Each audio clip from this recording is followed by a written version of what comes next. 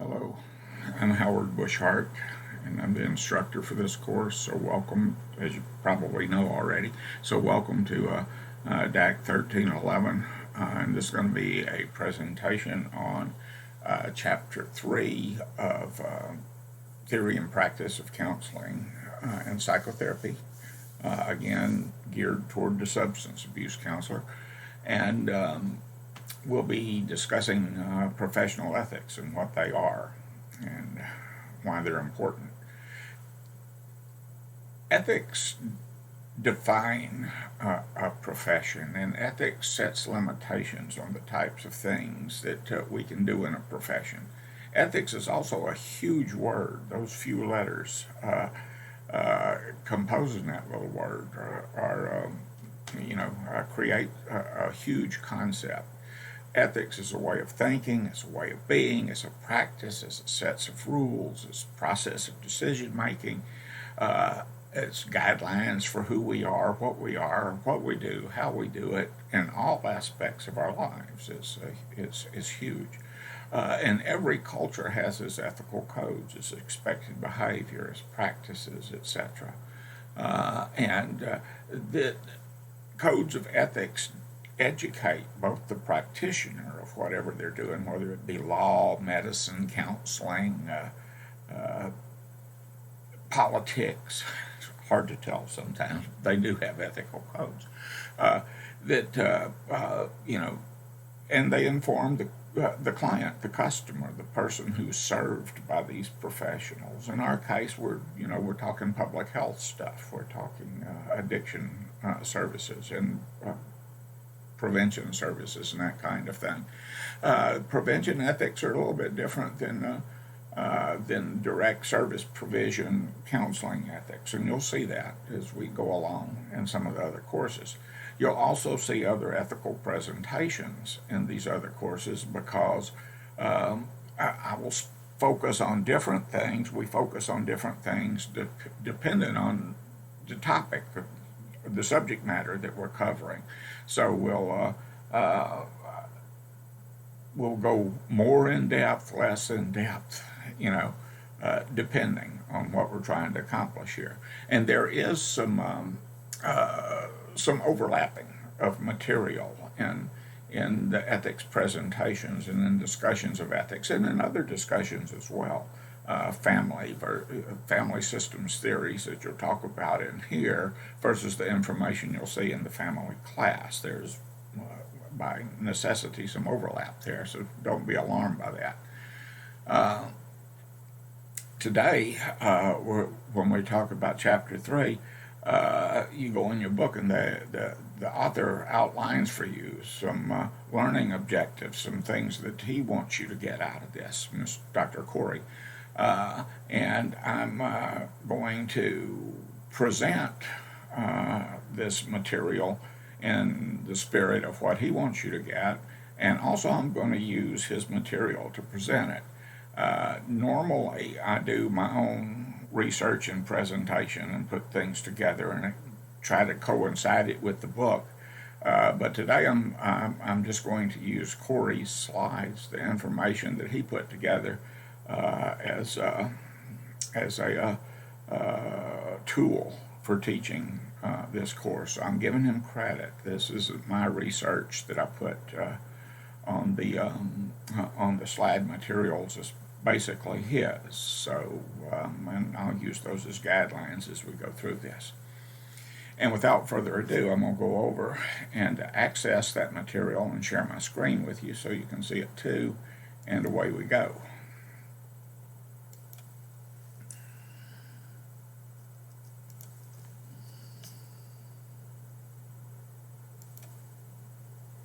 And there we are.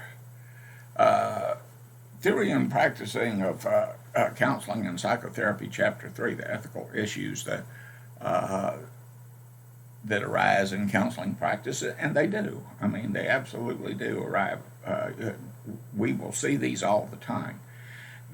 Our code of ethics are guidelines, but they don't give us in detail things that we can that apply to every circumstance. They're we have to develop for ourselves a way of thinking about issues, of problem solving, etc., that helps us to address certain things.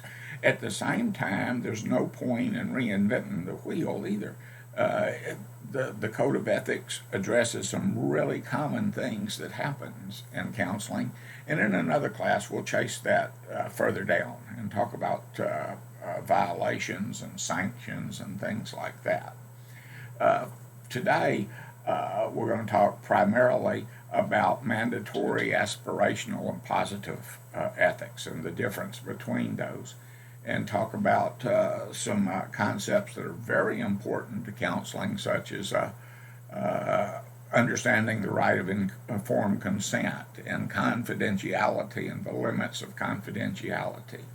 And we'll talk about some exceptions to confidentiality rules too, the exceptions being as important as the rules themselves. And dual relationships, boundaries, those are and multicultural issues. Those are the things that we'll primarily cover in this discussion. So, ethics codes are fundamental to effective counseling. I will post a link in to the DAAC Code of Ethics, so there'll be links in other classes to the DAAC Code of Ethics as well, or you can just Google it yourself. DAAC Code of Ethics, NAADAC. There are guidelines that outline professional standards of behavior and practice, so that when people come to see us and sit in our office, they will be able to look up on the board and see that we follow this code of ethics, and we can tell them what to expect, and we can give them their clients' rights that outline what they expect. Codes, however, don't make decisions for counselors. Human beings make decisions for themselves. They're 10 Commandments, right? That's the one that jumps into our mind. I feel very happy to report that I've only broken 9 of them. I've never killed anyone. I just draw the line on that one. But people make decisions. Sometimes they make it with knowledge of what they're doing, and sometimes they make decisions and do things reactively, and they're not thinking about what's the right thing, or how should we do this, or any of that, which is what you have to do if you're going to behave ethically. You have to think about what's the right thing, who does it affect, how many people are affected, what's the best thing to do for everyone involved. That's how we do that. So we have to interpret and apply ethical codes to our decision making. Doing the right thing is difficult, and sticking to your principles is really difficult. And probably the best thing I can do to I'm a literature major. I don't know if I've shared that with y'all before, but that's what I have my master's degree in, is American literature, although I'm pretty versed in other types of literature too. And I think about things like the story of Job in the Bible, the guy who sticks with his principles, his commitment to God, no matter what happens. All of the evil things that befall him don't cause him to abandon those ideas of right and wrong and honor and fealty and loyalty and righteousness, etc., and so forth. Uncle Tom's Cabin, which is one of the most important books, it is the most important book of the 19th century in American literature, but it's still an important book in the 20th and 21st. Is a study in morality and what are human beings supposed to be to one another, and can we practice what we preach, and where do our morals stop and become selfish in nature, etc. We have to consider a number of things if we're going to be practicing ethically. There are types of ethics that we consider. I can say, you and I have both watched enough programs on television, seen enough movies, where people who are following the rules discover that they're doing something evil by following those rules. Uh, Mandatory ethics deals with the minimal level of professional practice, and they set down thou shalt nots. And thou shalt not drive more than 35 miles an hour in this speed zone. Thou shalt not go on a red light. You stop, right? Thou shalt not tear this tag off a mattress. Uh, we've got so many laws and guidelines in our lives that most of us can't go a whole day without breaking some of them. That's the truth. We don't know that we're breaking them most of the time. Sometimes we do, but most of the time we're just doing things that are illegal. We don't know they're illegal. If we get popped doing them, then society impresses upon us the illegality of our behavior by giving us fines and what have you. Anyway, when you're doing mandatory ethics, you're following the rules. And one of the last refuges for scoundrels who've been busted doing something heinous is, well, it was legal, it ain't against the law. And then you're dealing with a person who is unscrupulous. The law does not make things right, and the law does not necessarily make things wrong. They make things legal or illegal. Once upon a time in Texas, it was illegal to teach a black person to read because it made them unhappy, and then they wouldn't want to be slaves anymore. Imagine that. But once upon a time in Germany, if your neighbor was a Jew and hiding in his basement, it was illegal not to inform the authorities that he was there so they could come and arrest him and take him away and seize his property. Uh, Legal doesn't mean right any more than illegal necessarily means wrong. It's a different kind of concept. Mandatory ethics deals with the minimum level of professional services, the things that you must do by law, and if you don't do it, you can lose your license, you can get fined, you can go to jail, things like that happen. Aspirational ethics is a higher level of ethical practice. Once upon a time, I was sitting in a Narcotics Anonymous meeting in the wilds of Baytown many years ago, and when I started the meeting, there wasn't a real topic, and so the chairman of the meeting said, well, let's talk about gratitude. Those of you that are in 12-step programs know that that's your go-to topic anytime you can't think of anything. So that's what we went to.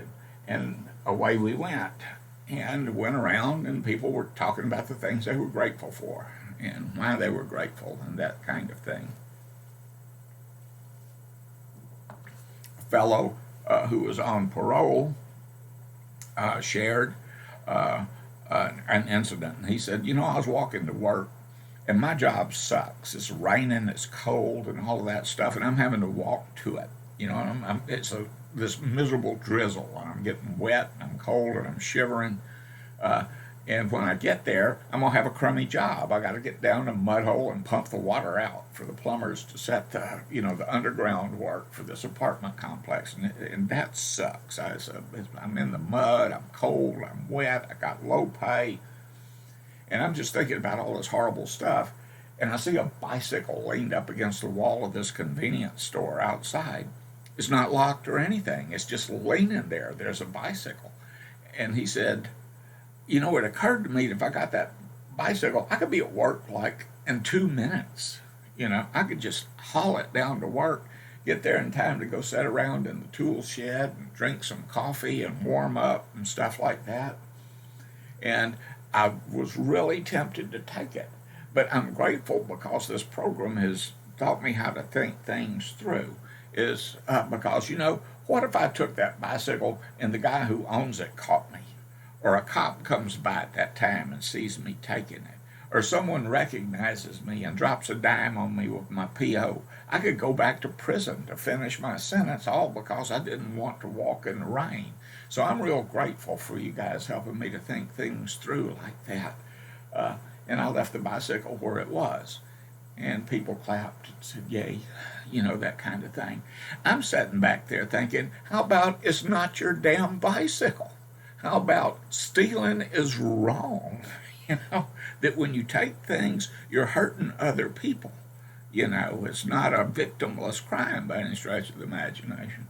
And so that's from my perspective. Now, I would like what one Hegel, another a German ethicist, said that if I'm thinking about doing something and I could, in my heart, for true, wish that every other person on earth would do this thing that I'm thinking of, then it's probably ethical for me.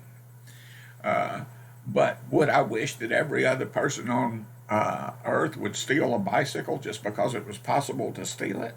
No, I don't wish that. But I make an exception for me, maybe, because it's cold and raining and I need to get to work and I don't want to be miserable. And then I say, well, that justifies me doing this thing. It doesn't. And now we're getting into aspirational ethics. We're thinking more about what the moral repercussions are. How does it affect me in terms of my personal code of ethics, and how does it affect other people in terms of practicality?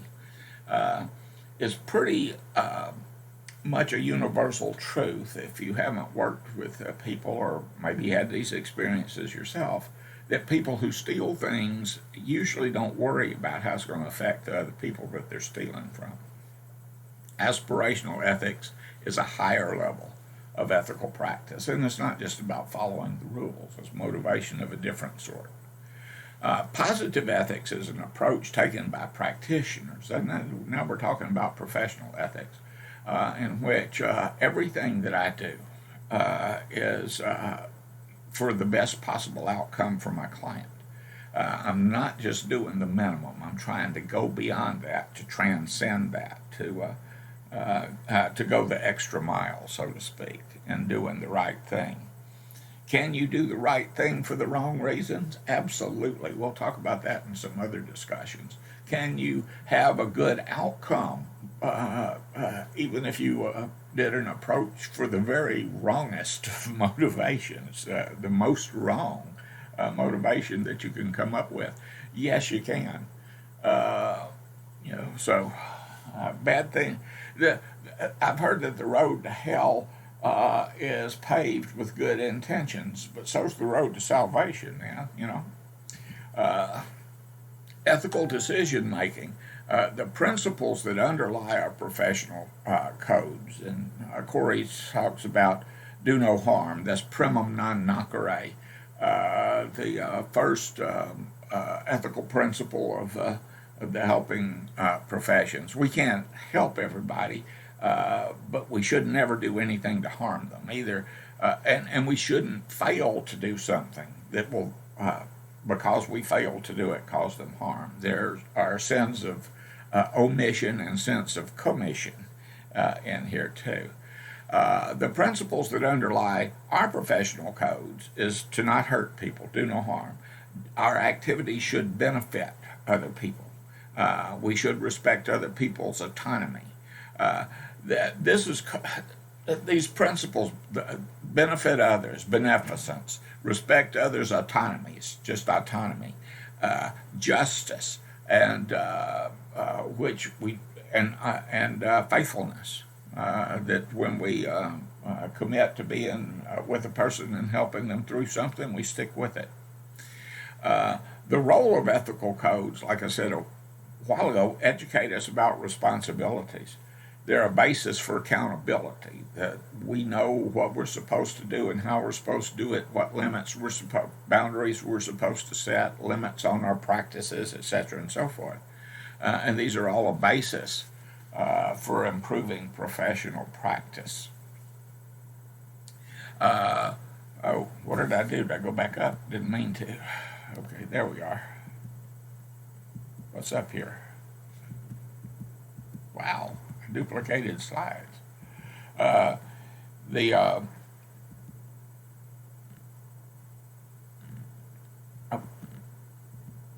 we go. Ethical decision making also requires identifying the problem. We have a problem that occurs in a counseling thing. What are we going to do? How are we going to do it? Who's it going to affect, etc. We identify the problem. We name it. We discuss it. We say this is what we're looking at. What we're going to do. We review the relevant codes and laws. What do they ask of us? What do they, in many cases, demand of us? And we seek consultation. If we'll talk to other professionals, talk to a supervisor. If you're working on a job site, working for an agency, a treatment center, something along those lines, a jail, an institution, they'll have policy and procedure manuals as well as the relevant codes and laws so that you can discuss things with the supervisor, staff it with your colleagues, brainstorm, throw out things that might work, list consequences, decide and document the reasons for your actions. We don't often wind up in court. We don't often wind up, in a legal setting being asked to justify why we did or failed to do something. But one of the best defenses ever against any kind of charges or accusations that are coming your way is to document what you're doing and do what's right. Be honest, be truthful, and keep good records. And if someone calls you on the carpet, you can say, well, I did this for this reason on this date at this time, with etc. To the degree as possible, include your client in the decision-making process. This is good for them too because it exposes our clients to a way of thinking that some of them may not be familiar with, and a way of processing that they may not be familiar with. One of the key ethical principles that confront us when we're there are several key ethical principles, and this is one of them, is informed consent. Clients need enough information about the counseling process, what they're getting themselves into, to make informed choices. And when we do that, I've been in this business for over 30 years, actually closer to 40, but I started when I was 9. But the informed consent, I've seen people trick clients, mislead them to get them to choose to go into inpatient treatment or what have you, and give them information that's not necessarily wrong information, but it's not total information. And I have come to believe in my lifetime that a half-truth is a whole lie. That if you're not giving people everything they need to know to make a decision, then you're misleading them. You're not telling them the truth. And I have a guy in mind that I can think of every time I get to this point in this lecture, Jay, who told me if I could get them in treatment at gunpoint, I'd put them in treatment that way. I'm doing what's good for them. Yeah, but you're not doing what's good for you, son. And you're making some assumptions. You're violating their rights to autonomy. You're violating their right to choose for themselves, to live as they want to live, etc. And we can't do that. Informed consent means that we educate clients about their rights and responsibilities. What do you do if you get a guy into treatment and 2 days later he's standing there and he's wanting to leave? And chances are he's tweaking. That's why he's wanting to leave. I saw a doctor one time straight up ask a client, how do you spell your last name again? He's got his notepad out, and the guy's saying, why? He said, I want to get it right on the commitment papers. And the dude just backpedaled. You could see the panic in his face, and the brakes went on. And he decided to stay in treatment because he didn't want to be involuntarily committed. if you did that on the streets, they'd arrest you. That's blackmail. That's extortion. That's criminal behavior. And counseling is bad ethics.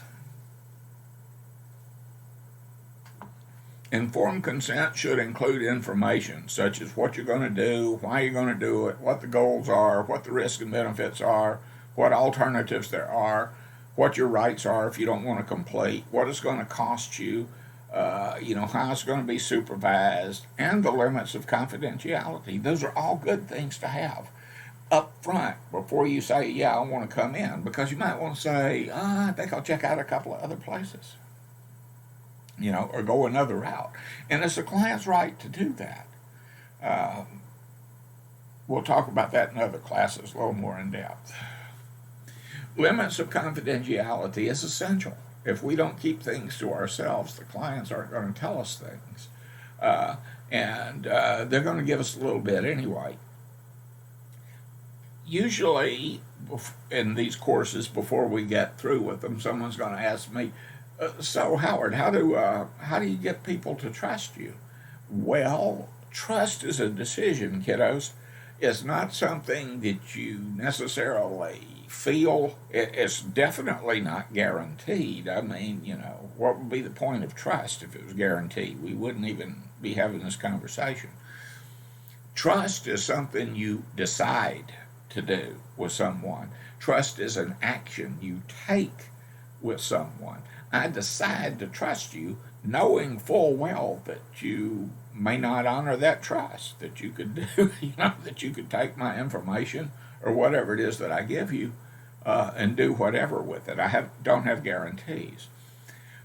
So I try to be trustworthy and do what I say I'm going to do, and follow through on the things I say I'm going to follow through on, etc. And when I'm doing that, it's more likely the client will decide to make that decision to work with me and trust. So exceptions to confidentiality that you see here. The client poses a danger to himself or others.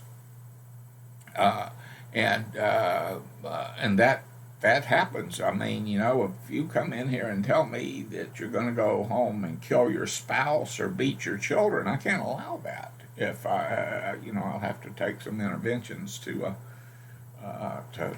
stop that. Duty to warn and protect. Or if I think you're going to go and hurt yourself. I have an exception with clients who are children, and I had a 15-year-old. This was some years ago, doing cocaine, and every time you do cocaine, and I think probably some of you are very aware of this.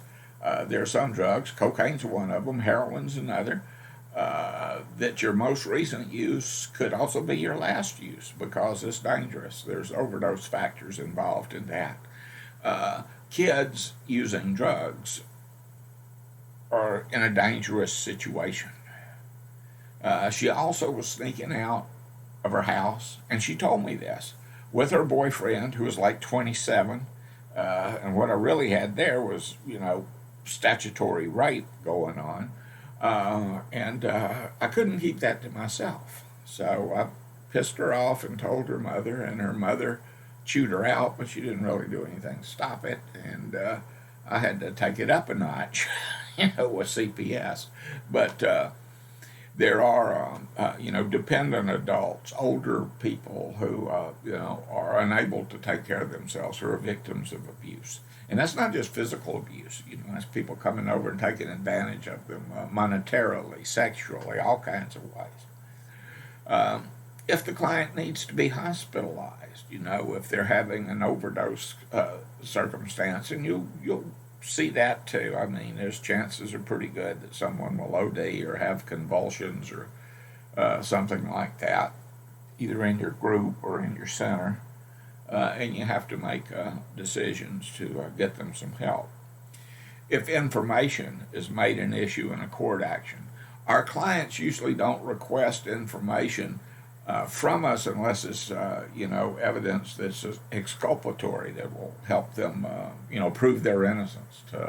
And actually, I've been happy to do that on a couple of occasions. I got to do that as a teacher once. My student was accused of an armed robbery, and he didn't do it. Although they had some footage of a guy that looked a whole lot like him. I saw the footage, but it wasn't possible because he was in my class. I'd taken the roll, and I was able to provide that information to the police. He couldn't be there. He couldn't have been doing the robbery because he was here with me and about 20 other witnesses. So I was very glad I was taking roll on that, by the way. Or the client requests a release of record. And clients can request that you do things, say things, talk to people and stuff like that. And if you do it, it could wind up getting them in trouble. I require, and most places require, that if I'm going to release client information, treatment-related information, that they fill out a release of information form. And I'll put in the notes that we discussed the release of information form, what information is going to be released, to whom it's going to be released, for what length of time they want me to release information, etc., so that there's a paper trail. Very often, I tell clients, it's your call, but if it were me, if I were doing what you're doing, I might want to consider these types of things. I've seen people go down to renew their license, particularly newly recovered people who are pink clouding and, being honest with everyone who comes by, whether that everyone wants them to be or not. They'll say, there'll be a questionnaire on there, have you ever had a psychiatric issue or been addicted to drugs and stuff? And they would answer truthfully and say yes, and have their license renewal denied until such time as they completed an evaluation with a psychiatrist who wrote a letter saying that yada, yada, yada. Honesty's good, but don't lead with your chin. And I don't want to be the one telling people, do this, do this. There are limits of confidentiality. If the confidentiality is not there, or the limits of it aren't discussed up front, the client may disclose something that you have to report. And if you disclose something that you told the client was going to be confidential, then, the client's going to feel like you betrayed them, which is probably a correct feeling because you betrayed them. I can't tell you this is just between us and then turn around and tell someone else. Does that make sense? That's not a good way to do it. What I will say is that, if you tell me this, I can't keep it to myself. If you tell me these things, there are things I can't keep to myself. And they may, the decision's up to them, whether to tell me or not. It's up to them. There are multicultural issues that we need to take into consideration too.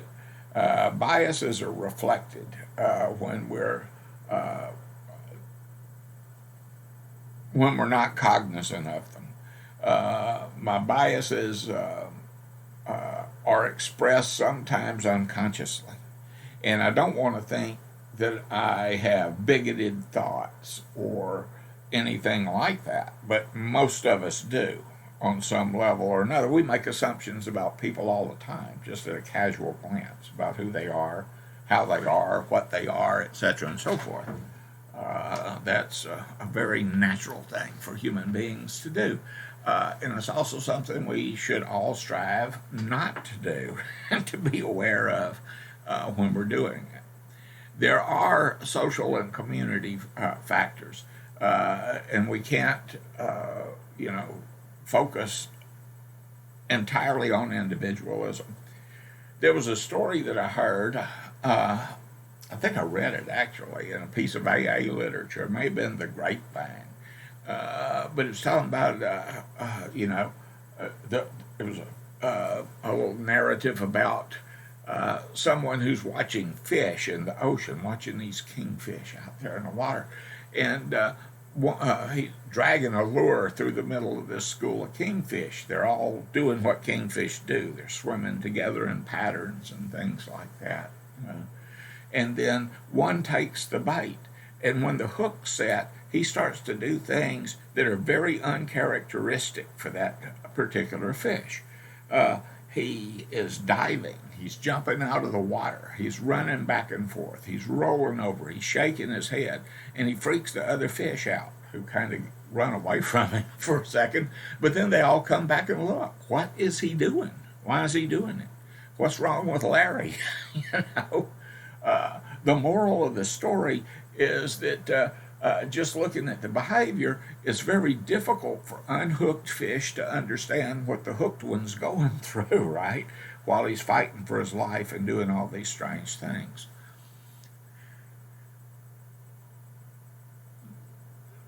Assessing where a person lives, where he comes from, how he lives, and I'm saying he, but it could be she, I'm being very arbitrary with my pronouns. And we're trying, until we put a person in the context of their lives, we very often don't understand what the individual behavior is about. But when we put it in that context, we begin to get it. And we begin to see that there are some support systems in there. And there are also some systems in their community that will sabotage them. There are certain ethnic groups, certain cultural groups that look askance on our approaches towards counseling, and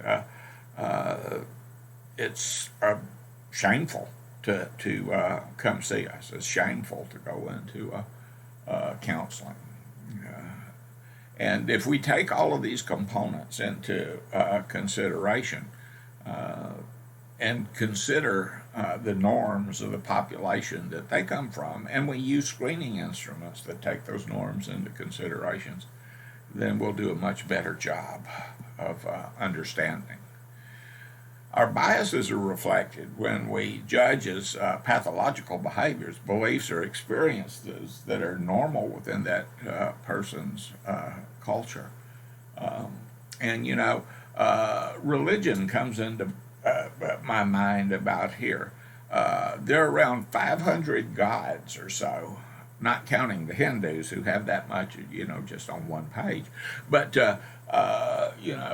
being worshipped in the world today. And if you speak to the people who are worshiping each of those gods, are absolutely the correct one.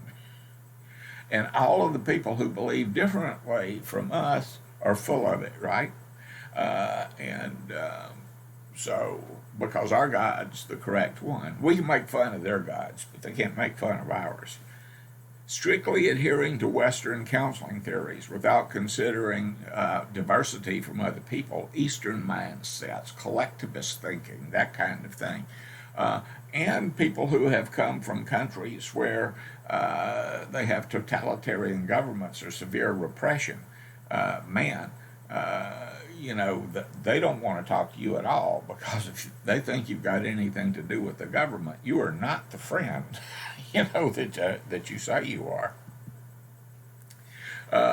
People who come here who have different beliefs, different customs, people who come, illegal aliens who come here, they don't want to talk to you because you might turn them in, etc. And by the way, that's not your job if you're working in the field to roll over on people in that regard. So, keeping an open mind and cultural humility where you're aware of your own culture and try to stay on top of your biases, and then to open yourself up to learning about the client's cultural background, etc., which they'll be willing to train you in if you're willing to meet them halfway, almost invariably. They like it kind of, that you're interested in where they come from and how they believe. So that's important. And But again, this is something that requires a lot of self-reflection on our part. There was an old joke that I heard many years ago about the liberal bigot who didn't know he was a bigot. And he's driving a bus full of kids for summer camp, and he hears one of them sling a racial slur in the back. And so he hits the brakes on the bus, pulls over to the side of the road, gets all these kids out, lines them up against the bus, and gives them a harsh lecture and tells them, "We don't see color here. Where are you coming from? The 19th century? You think this is, we're going to a Klan meeting or something? You can't use that kind of language." And he says, "As far as I'm concerned, you're all green. You hear me?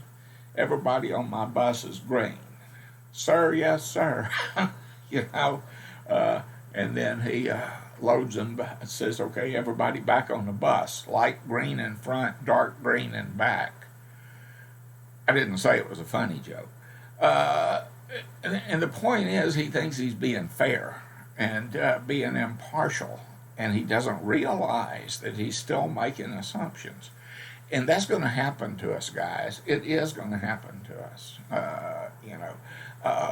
What's required of us is to be aware of it. And when we know that when we see it, and when it is something that's going on, we don't ignore it. We, in ourselves or in other people either. Which brings us to assessment. Assessment's an ongoing process designed to help the counselor evaluate key elements of a client's psychological functioning. Now, that's what Corey's definition of it is.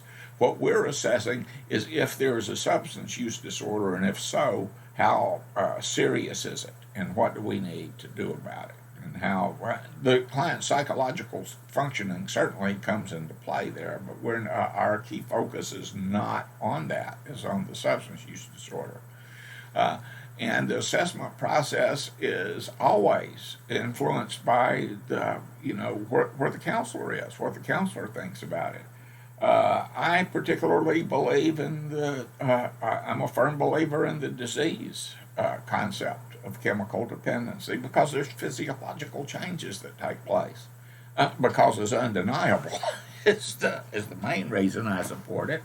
But are there people who have problems with drugs and alcohol who are not physically addicted and who don't manifest those changes? Absolutely. Not everybody is going to have that response.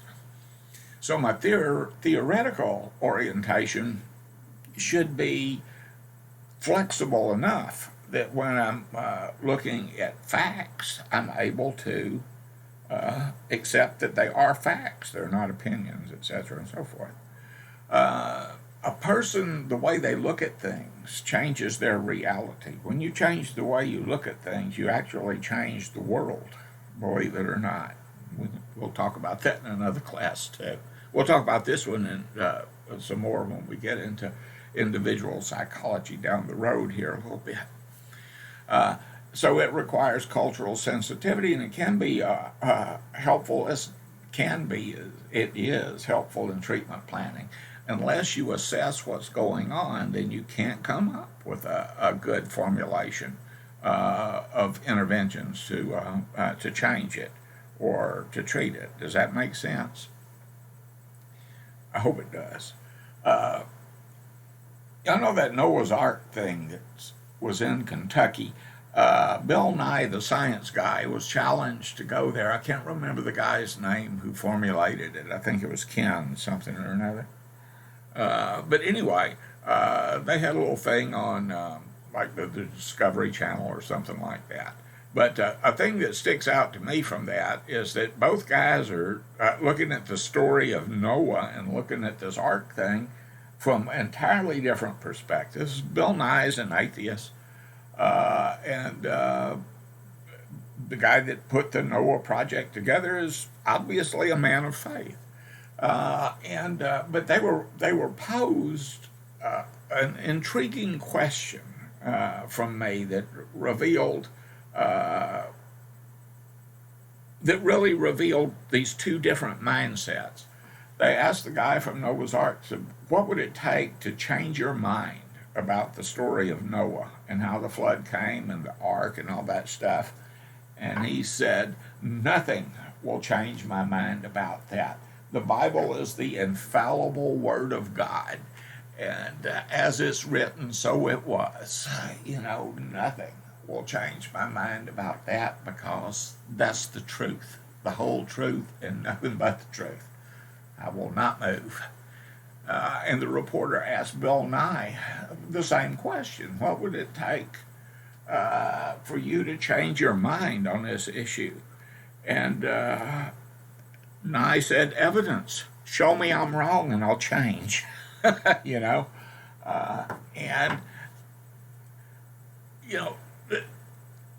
we're not talking absolutes here. It's okay to believe things, but not in the face of all evidence to the contrary. If I'm wrong about something and you show me where I'm wrong, I hope I have the intellectual honesty and the integrity to say I'm wrong about this. I hope I have the intellectual honesty and integrity with myself to say this is me doing this to me. I'm biased, and then change it. That's the best thing you can do with a bias when you find it. Just change it. Hey. There it goes. Diagnosis comes after assessment. We diagnose substance use disorders. We do not diagnose mood disorders, thought disorders, adjustment disorders, PTSDs, although there's been a push for substance abuse counselors to be able to diagnose PTSDs and other OCDs, but we're not there. Our job here in Texas is to diagnose people who have a chemical dependency, a substance use disorder. And diagnosis is the process of identifying a pattern of symptoms. And the time these slides were put together, it was according to the DSM-4. But now we have the DSM-5. And it is entirely, by the way, different from the DSM-4. There was some miraculous stuff happened when the DSM-5 came out. Some people were cured. And it's a miracle. It's un milagro.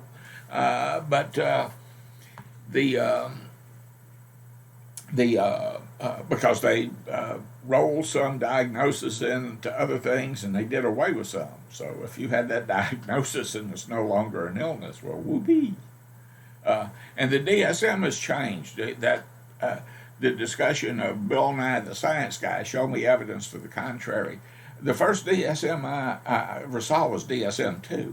In DSM-2, you could still diagnose people with homosexuality and treat them for it. It was considered an illness or a disorder is probably a better way of putting it. Diagnosis is something that we have to be careful with because if we make a diagnosis, that becomes part of the client's medical records and it sticks with them. We have people, practitioners, and I tend to waffle back and forth on this. I've made diagnoses because I thought it was important for the client to understand what was going on with them. I've made diagnoses because it's important for me to have one to be able to communicate with people like insurance companies who are paying, or to communicate with other people on the treatment team, or to communicate with a medical director, etc. But as far as the actual counseling, I've never been one who thought that as far as my relationship with a client that a diagnosis is really necessary. But it is helpful in treatment planning. And if it's used only for insurance purposes, it can lead to ethical dilemmas. I worked... I did some independent work. Saw some clients at a hospital here in the greater Gulf Coast area. Not to mention any names, but his initials were Baywood, and where they it was insurance fraud was happened all the time. Uh, you have a client in here that's got $5,000 worth of coverage for a substance use disorder, but they've got an unlimited coverage or $1 million coverage for a psychiatric disorder. Boy, it's a poor diagnostician who can't diagnose someone with major depression, single episode, or adolescent adjustment disorder, or whatever. And then pass that forward for a doctor to sign off on, make a diagnostic impression, allow the doctor to make the diagnosis. And you can even fool yourself that you're doing a good thing because the person knows they have a problem, they want treatment, they're presenting for treatment. Their insurance company's the one that's limiting what we can do in terms of financing it. So if I do this diagnosis, I can get all this money and I can provide treatment for this person, but I have to lie to the insurance company and I have to chart a lie to the insurance company. What that led to was a very public arrest of people, and FBI was in there marching people out in handcuffs. It was ugly. This was back in the early '90s, by the way, so it's not recent. You probably everybody's out of jail by now. It can be a bad thing, and it can lead to other types of fluffing yourself, where you think, well, here's Joe Blow over here, and he's got all this insurance, and he doesn't really need this treatment. But if I keep him in here and he keeps providing the money, then I can provide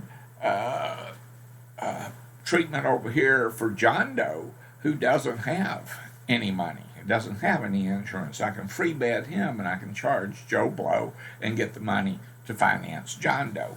And I'm doing a good thing because, after all, it's just an insurance company and it's not hurting Joe, right? Does that make sense? That's called theft. That's called, fraud. That's called, that's called a felony. Just letting you know. Then there's evidence-based practices. I don't have a problem with evidence-based practices, and you'll hear, about evidence-based strategies and things like that a lot when you get over into your prevention classes with Miss Ayala. But counselors use treatments that have been validated by empirical research. In other words, we know they work. In one of my classes, I asked students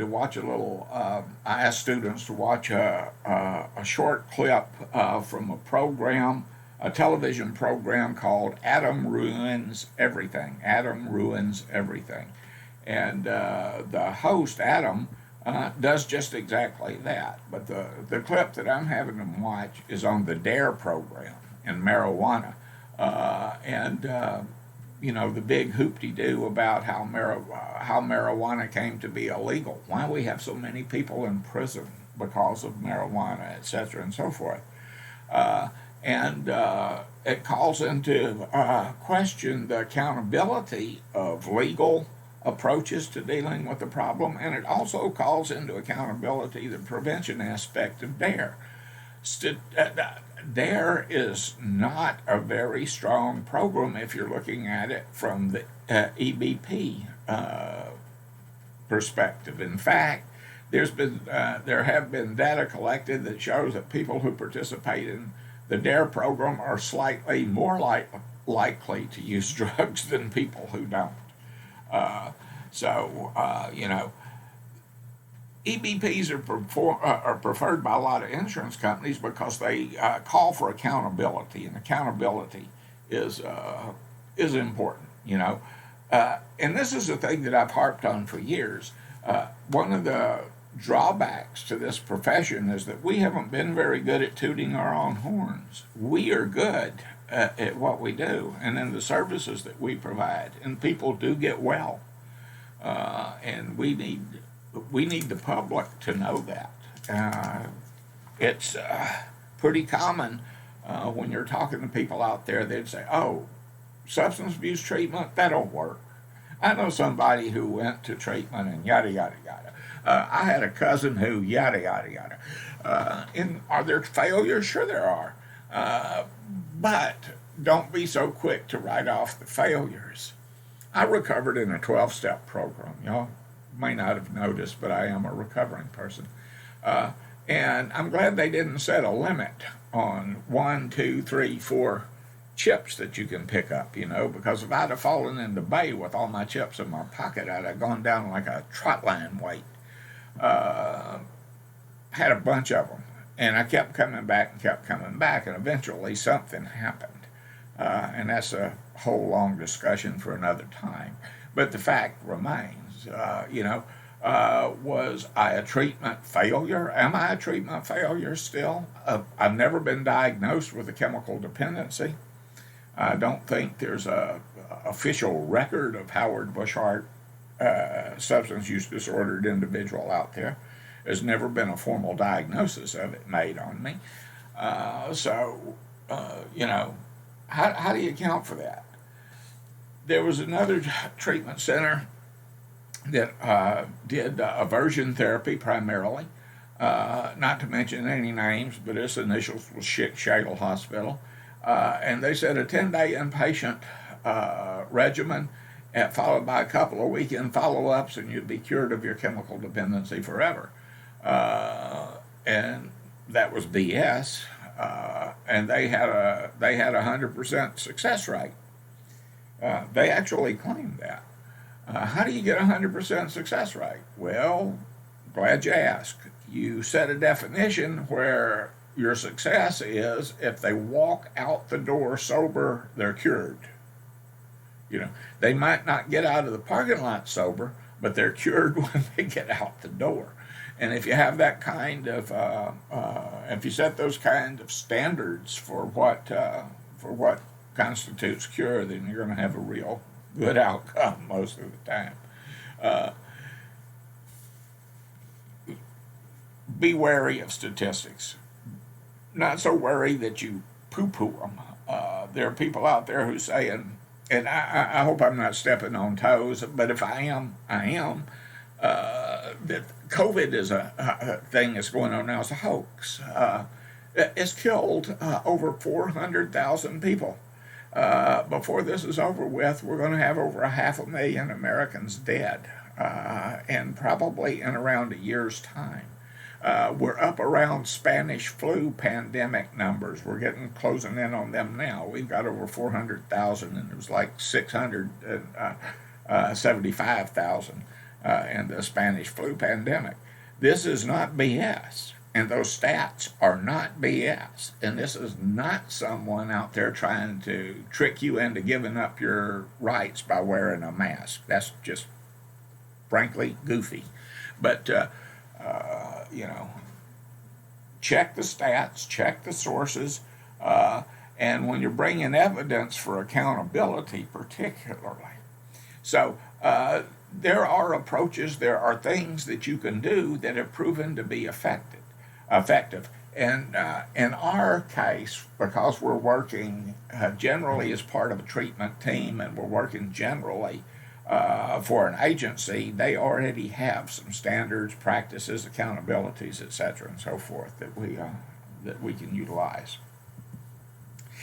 There are criticisms too that, and one of the key criticisms, and I think is a pretty valid criticism, is they can be mechanistic and insensitive to individual differences, and if you're doing some type of pure behaviorist approach where everything is based on manipulation of stimuli and environment, then, as long as you're following the ABCs of that, it doesn't really matter how your patient's doing, because the thing that's key is how the behavioral method is being followed. It's not well suited for working for existential concerns, and this is where people are encountering their lives and interpreting their lives as they move along. We are remarkably predictable sometimes, but we are not paint by number organisms by any stretch of the imagination. There's spectacular differences in human beings. Hamlet, in his famous play, says, "What a piece of work is man! How noble in reason!" And indeed, what a piece of work we are, and we can't be reduced to parts, to cathexis, anticathexis, and all that good stuff. We can, but it's not universally applicable. It's difficult to measure both relational and technical aspects of treatment. And EBPs have a potential for misuse as a method of cost containment. Right? That's one of the reasons that insurance companies like them so much. Not everybody who walks in the door is going to need 60 days inpatient or 30 days inpatient. Not everybody who walks in the door is even going to need inpatient. But certainly, not everybody who walks in the door is going to fit into, here you go, a 3-day detox and a 7-day total inpatient stay, and then out into intensive series outpatient, etc. When we assess and evaluate whether a problem exists and to what extent that problem exists and how big a problem it is, then we're going to be left to a conclusion that there's different strokes for different folks. And when you're choosing an intervention, whether you're sending them to AA or providing individual outpatient counseling or putting them in a rehab or into a long-term residential or whatever, you have to consider what the client needs. And by necessity, yes, sometimes, often, most of the time, you have to consider financial considerations. How's it going to be paid for? Who's going to provide the resources? Hate to do that, but as it stands in our society right now today, and this best of all possible republics in 2021, that's the way it is. This brings us to multiple or dual relationships. Dual relationships are not inherently unethical. I took a sociology class one time and wound up going on a date with my sociology teacher. She was wonderful, by the way. She was an ex-nun who left the church to get married, had a couple of kids, divorced her husband. I mean, that's something, You're a bride of Christ, and you divorce Jesus to marry an earthling, and then you divorce him. And I was fascinated by her, and we went to a restaurant. I think it was TGIF, and she knocked down 4 tequila sunrises, just boom, boom, boom, boom. And I thought, now this is why I like this lady, And then she did something that bothers me to this day. After drinking 4 tequila sunrises in a row, the waitress comes by and said, "Would you like another?" She says, "No, bring me a cup of coffee." And I went, "What?" No way in hell I'm going to have 4 tequila sunrises and then say, "Bring me a cup of coffee." But that's just me. I'm puzzled to this day how people can do that. Dual relationships are not inherently unethical. Nothing came of that. It was a nice evening out. But, I'd kind of make it, I kind of make it a rule not to have dual relationships if I can help it, whether it's with students or whatever. Although I'm married to a former student, so there you go. But what do you do if someone comes into your office for an assessment and you know them? What if you're related to them? What if you've had a relationship with them? What if in counseling you decide that your interest is more than professional in someone? Even though they're not inherently unethical, they have to be managed ethically to protect the client's well-being. Consequently, you shouldn't you shouldn't get into relationships, business relationships with clients. You shouldn't become romantically involved with clients. And we'll talk about that more in depth with in the ethics component. But examples of non-sexual dual relationships include socializing. And if you're in recovery yourself, chances are pretty good. For instance, you're seeing Jane Doe here, or John Doe, or both of them, depending on how you're wired, I guess. And you're seeing them in a professional relationship. They're attending your groups, you're doing counseling with them, but you're also a 12-step member. You go to your local AA or NA clubs or whichever A, and then you start seeing them there. What can you disclose in your meetings, and how should you disclose it in your meetings that's not violating the boundaries that you set with this particular client? And suppose you see them at a meeting and then afterwards there's a dance, and you go to a dance and there they are. Now they want to dance with you. Or maybe after the meeting they want to go down to Denny's or wherever you go for your post-meeting feast and soirees. It's easy to get onto a slippery slope with this. And Freud, we'll talk about him in the next section, but Freud talked about transference and countertransference. And transference relationship of the client developing feelings for the counselor is not always a phantom relationship. But we are the ones who are charged with being the ones who have to set the boundaries around that. I think that's all I want to say about that. A few helpful questions. Will the dual relationship keep me confronting and challenge the client? Will my needs become more important?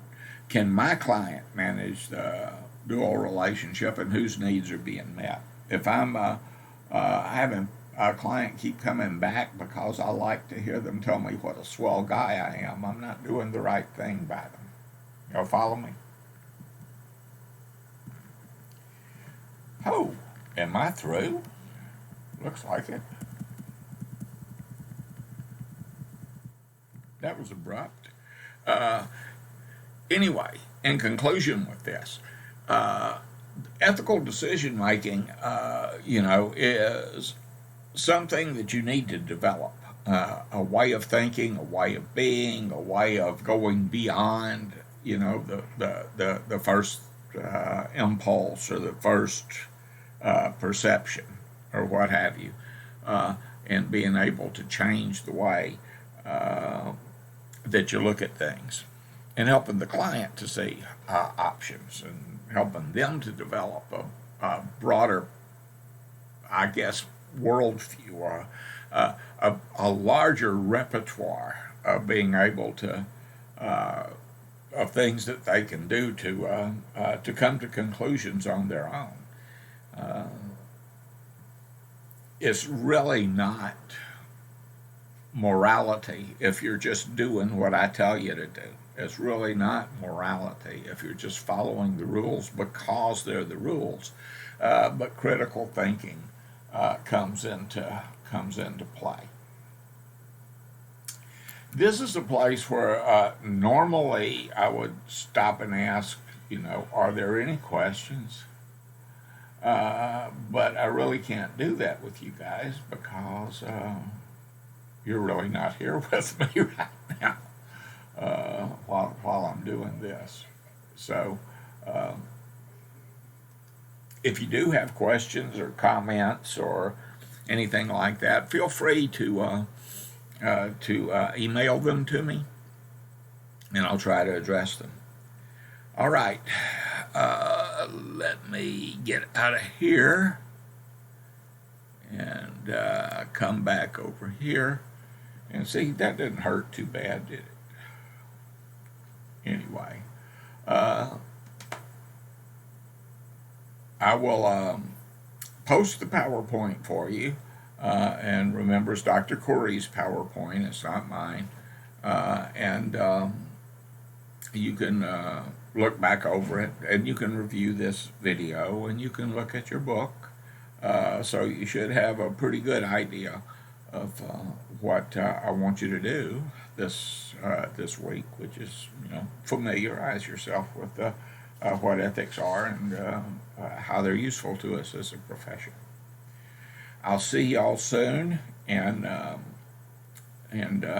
with Dr. Freud, and I kind of got a comment the other day about my beard, and that it looks, when you're looking at my lectures, the length changes a lot, and that's because this was done at different times, so it's not in a sequential manner. So be of good cheer. I mean, you're still getting the same info, but it wasn't necessarily done all in one setting. All right. I will see you guys in chapter 4. Have a good one. Take care. See you later.